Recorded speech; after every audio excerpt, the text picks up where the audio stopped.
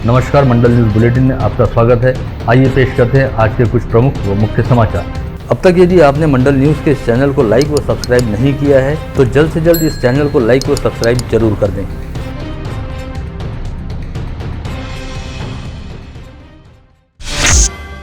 जल्द ही राज्य के सभी सुपरमार्केट, जनरल स्टोर तथा वॉक इन स्टोर सहित किराना दुकानों में वाइन बिक्री हेतु उपलब्ध होगी। राज्य में वाइन की बिक्री से मिलने वाले राजस्व को बढ़ाने हेतु राज्य मंत्रिमंडल की आज हुई बैठक में इसे लेकर एक बड़ा निर्णय लिया गया है। इस प्रस्ताव को मंजूरी मिलने के बाद उम्मीद है कि राज्य को मिलने वाले राजस्व में हजारों करोड़ रुपयों की वृद्धि हो सकती है। वहीं राज्य के प्रमुख विपक्षी दल भारतीय जनता पार्टी द्वारा राज्य सरकार की नई वाइन बिक्री नीति का पहले से विरोध किया जा रहा है। ऐसे में अब सरकार द्वारा वाइन बिक्री को लेकर नए प्रस्ताव को मान्यता प्रदान किए जाने और किराना दुकान, सुपरमार्केट जैसे स्थानों पर वाइन की बिक्री को मंजूरी प्रदान किए जाने पर भाजपा द्वारा इसका बड़े पैमाने पर विरोध किए जाने की पूरी संभावना है। Drug controller general of India ने कोविशील्ड व कोवैक्सीन को सशर्त मार्केट अप्रूवल दिया है। केंद्रीय स्वास्थ्य मंत्री मनसुख मंडाविया ने इसका मतलब समझाते हुए कहा कि यह एक तरह से परमिशन अपग्रेड करना है। अभी तक दोनों दवाइयों के आपातकालीन प्रयोग की ही अनुमति थी। वहीं अब यह दवाइयां अस्पताल व क्लिनिक के जरिए भी खरीदी जा सकेंगी, किंतु फिलहाल यह वैक्सीन मेडिकल स्टोर पर उपलब्ध नहीं होगी। इसके साथ ही सभी अस्पतालों व दवाखानों को वैक्सीनेशन संबंधित डेटा हर 6 महीने में DCGI के पास जमा करना होगा। इस डेटा को कोविड ऐप पर भी अपडेट किया जाएगा। इसके साथ ही सरकार द्वारा निःशुल्क कोविड टीकाकरण अभियान को भी जारी रखा जाएगा और इस अभियान पर इस अपग्रेडेशन का कोई फर्क नहीं पड़ेगा। राज्य में विगत 3-4 दिनों से कड़ाके की ठंड पड़ रही है। वहीं अब अगले 48 घंटे के दौरान ठंड का प्रमाण और भी अधिक बढ़ सकता है तथा कई इलाकों में शीतलहर का प्रकोप भी दिखाई दे सकता है। मौसम विभाग के मुताबिक जहां विगत 24 घंटे के दौरान विदर्भ के बुल्ढाना व नागपुर में न्यूनतम तापमान 9 डिग्री सेल्सियस तक जा पहुंचा, वहीं अगले 2 दिनों के दौरान विदर्भ सहित उत्तर मध्य महाराष्ट्र व मराठवाड़ा में ठंड का प्रमाण और भी अधिक बढ़ सकता है। ऐसे में मौसम विभाग ने अगले 3 दिनों के लिए विदर्भ क्षेत्र हेतु येलो अलर्ट जारी किया है। साथ ही यह आशंका भी जताई गई है कि कड़ाके की ठंड के बीच कुछ स्थानों पर हल्के व मध्यम स्तर की बारिश भी हो सकती है। इस समय समूचे राज्य में घने कोहरे की चादर छाई हुई है और ठंड की वजह से सभी क्षेत्रों में सड़कें सुनसान दिखाई दे रही हैं। वहीं मौसम विभाग द्वारा दी गई जानकारी के मुताबिक गत रोज धुलिया में पारा 2 डिग्री सेंटीग्रेड के निम्नतम स्तर तक जा पहुंचा। इसके अलावा नासिक क्षेत्र में भी कड़ाके की सर्दी पड़ रही है। मनपा आयुक्त डॉक्टर प्रवीण आष्टीकर ने आज शहर के छत्ती तालाब व वडाली तालाब सहित शिव टेकड़ी परिसर का दौरा किया और शहर के इन तीनों रमणीय पर्यटन स्थलों के सौंदर्य को देखकर वे काफी अभिभूत भी हुए। साथ ही उन्होंने छत्ती तालाब परिसर के सौंदर्यीकरण हेतु किए जा रहे विकास कामों की समीक्षा करते हुए अधूरे पड़े कामों को जल्द से जल्द पूरा करने के संदर्भ में आवश्यक दिशा निर्देश भी जारी किए और कल शुक्रवार 28 जनवरी को इन कामों के संदर्भ में अपने कक्ष में संबंधित अधिकारियों व ठेकेदारों की बैठक बुलाने की बात भी कही। तुमचं म्हणणं टेक्निकली इकडनं पिचिंग स्टोन पिचिंग इकडून असते सर, इकडून पण पाण्याच्या दोन्ही बाजूला इकडून आपला अर्धा दोन्ही साईडने असते। आता हे किती मीटर आहे? हे आता कुठे 1 मीटर आहे, समोर एकदम कमी आणि MDP काय आपलं इरिगेशन डिपार्टमेंट काय 3 मीटर ह्या डॅमचं टोटल बंधारा असेल तर 2 मीटर बसते। आता याची 2-3 ॲक्शन पॉईंट कोण घेणार आहे तर महत्त्वाची मुद्दे सगळी दोन पहिला मुद्दा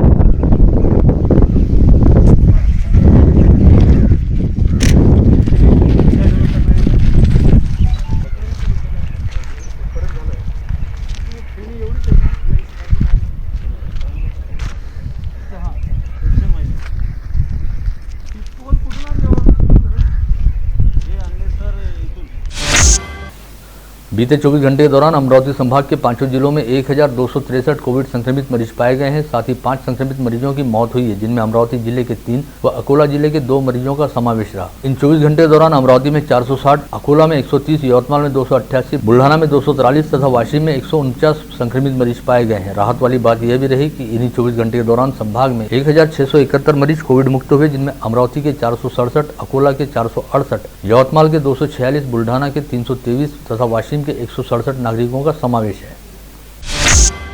इस समय अमरावती जिले में कोविड संक्रमितों की लगातार बढ़ती संख्या को देखते हुए सुपर कोविड अस्पताल सहित कुल 12 समर्पित कोविड अस्पताल कार्यरत किए गए हैं, जहां पर कोविड संक्रमित मरीजों को भर्ती करने हेतु 623 बेड की व्यवस्था की गई है। इसमें से अकेले सुपर कोविड अस्पताल में ही सबसे अधिक 350 बेड की व्यवस्था उपलब्ध है और इस समय कोविड अस्पताल में कुल 91 मरीज भर्ती हैं, जिनमें से एक मरीज को वेंटिलेटर पर रखा गया है, वहीं 12 मरीज ऑक्सीजन बेड पर हैं। इसके अलावा 29 मरीजों को नॉन वेंटिलेटर वाले आईसीयू बेड पर भर्ती रखा गया है और 49 मरीजों को जनरल बेड पर भर्ती किया गया है। वहीं इस समय अमरावती शहर में 90 बेड की क्षमता वाले कोविड केयर सेंटर को भी शुरू किया गया है, जहां पर इस समय केवल 15 मरीज ही आइसोलेशन के तहत रखे गए हैं।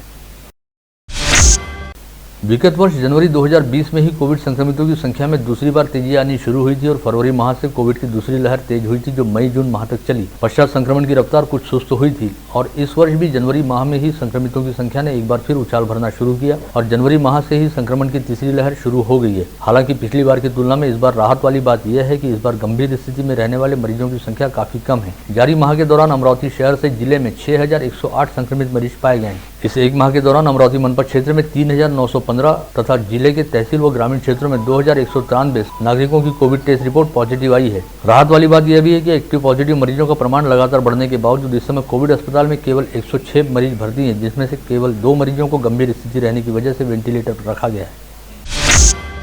गत रोज गणतंत्र दिवस के अवसर पर जिला पालक मंत्री यशोमती ठाकुर ने जिले में 17 करोड़ 65 लाख रुपयों के विकास कामों का भूमि पूजन किया। इस अवसर पर अपने विचार व्यक्त करते हुए पालक मंत्री यशोमती ठाकुर ने कहा कि गांव में ही स्वास्थ्य सुविधाएं उपलब्ध होना सभी गांव वासियों का अधिकार है, अतः ग्रामीण स्तर पर ही हर तरह की स्वास्थ्य सुविधाएं उपलब्ध कराने को लेकर सरकार पूरी तरह से कृतसंकल्प है।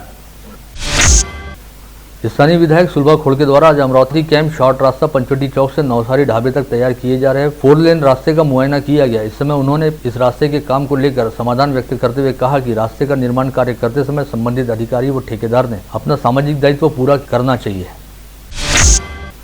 विदर्भ के कैलिफोर्निया के रूप में पहचाने जाने वाले ऑरेंज सिटी वरुण शहर को स्मार्ट सिटी बनाने के लिए क्षेत्र के विधायक देवेंद्र भुयार द्वारा पहल की गई है। इसके तहत विधायक देवेंद्र भुयार की अध्यक्षता में विभिन्न राजनीतिक दलों व समाज के संगठनों तथा गणमान्य नागरिकों के साथ एक बैठक ली गई। इस बैठक में सभी ने अपने विचार व्यक्त करते हुए वरुण शहर को स्मार्ट सिटी बनाने के लिए अपनी सहमति दर्शाई। अपनी विभिन्न प्रलंबित मांगों के लिए 2 माह से अधिक समय बीत जाने के बाद भी आंदोलन कर रहे एसटी कर्मचारियों ने आज भीख मांगो आंदोलन करते हुए सरकार की नीतियों का निषेध किया। राज्य परिवहन निगम में कार्यरत रहने वाले कर्मचारियों ने गत रोज सबसे पहले ऑटो यूनियन प्रांगण में गणतंत्र दिवस के अवसर पर तिरंगा झंडा लहराया और इसके बाद कर्मचारियों ने जयस्तंभ चौक एवं इरविन चौक परिसर में भीख मांगो आंदोलन किया। गत रोज बुराला गांव में ध्रुव कडू स्टडी सर्कल की ओर से स्पर्धा परीक्षा अभ्यासिका वाचनालय व मार्गदर्शन केंद्र का उद्घाटन किया गया। इस समय आयोजित कार्यक्रम की अध्यक्षता करते हुए उपविभागीय अधिकारी मनोज लोनारकर ने कहा कि किसी समय नागरिक व प्रशासनिक सेवाओं की परीक्षा करने के लिए मुंबई व पुणे जैसे महानगरों में जाना पड़ता था, लेकिन अब बुराला जैसे छोटे से गाँव में भी अत्याधुनिक सुविधाओं वाले स्पर्धा परीक्षा वाचनालय व अभ्यासिका का निर्माण किया गया है, जिसके चलते बुराला जैसे गाँव से भी प्रशासनिक अधिकारी बनकर निकलेंगे। अमरावती परतवाड़ा मार्ग पर गुरुवार को तड़के 5:30 बजे के आसपास तुअर के बोरे भरकर तेज गति से जा रही पिकअप वैन एक पेड़ से जा भिड़ी। इस हादसे में चालक सहित एक व्यक्ति गंभीर रूप से घायल हो गया। घायलों के नाम धारनी तहसील के करादा निवासी विनायक पटवर्धन व चाकरदा निवासी जितेंद्र पांडे बताए गए हैं। यवतमाल जिले में सास के साथ रोजाना होने वाले विवाद से परेशान होकर बहू ने बंदूक की गोली चलाकर सास का खात्मा करने का प्रयास किया। यह मामला उजागर होने के साथ ही पता चला कि सास पर गोली चलाने से पहले बहू ने रिवॉल्वर से गोली चलाने की बाकायदा प्रैक्टिस की और घर में पानी की टैंक पर उसने गोली चलाई। पुलिस की तलाशी के दौरान टैंक में फंसी गोली बरामद हुई है। आरोपी बहू को यवतमाल पुलिस द्वारा गिरफ्तार किया गया है और उसे 3 दिन के पुलिस कस्टडी में रखने के आदेश न्यायालय द्वारा दिए गए। बडनेरा पुलिस थाना क्षेत्र अंतर्गत मायके में रहने वाली एक महिला के घर में घुसकर उसके साथ दुराचार किए जाने का मामला सामने आया है। महिला की शिकायत के आधार पर बडनेरा पुलिस ने टोमेश नीलो भोसले नामक आरोपी के खिलाफ अपराध दर्ज करते हुए उसकी तलाश शुरू की है। हासेगांव पुलिस थाना क्षेत्र के असदपुर गांव में रहने वाली 45 वर्षीय महिला ने पुलिस थाने में दी अपनी शिकायत में बताया कि सुधीर महादेव नितनौरे नामक व्यक्ति विगत 1 वर्ष से लगातार उसके घर पर आ रहा है और उसे विवाह का प्रलोभन देकर उसकी आबरू लूट रहा है। इसकी शिकायत पर पुलिस ने आरोपी के खिलाफ अपराध दर्ज करते हुए कार्रवाई की है।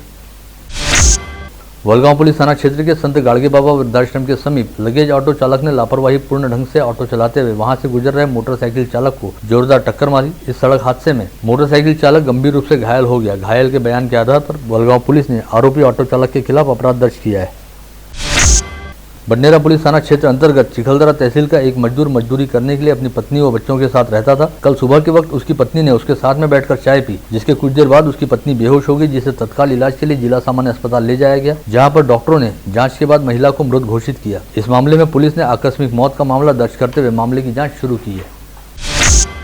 वलगांव पुलिस थाना क्षेत्र के टाकरखेड़ा शंभू परिसर स्थित हरिदास लोखंडे के खेत के कुएं में कूदकर एक महिला ने आत्महत्या कर ली। पश्चात मामले की जानकारी मिलते ही पुलिस ने रिश्तेदारों व गांववासियों की सहायता से लाश को बाहर निकालकर घटनास्थल का पंचनामा किया और लाश को पोस्टमार्टम के लिए अमरावती के जिला सामान्य अस्पताल में रवाना किया गया। आप देख रहे थे मंडल न्यूज बुलेटिन। हमारे चैनल को लाइक करें, शेयर करें और हाँ, सब्सक्राइब करना ना भूलें। कल होगी आपसे फिर मुलाकात, तब तक के लिए धन्यवाद।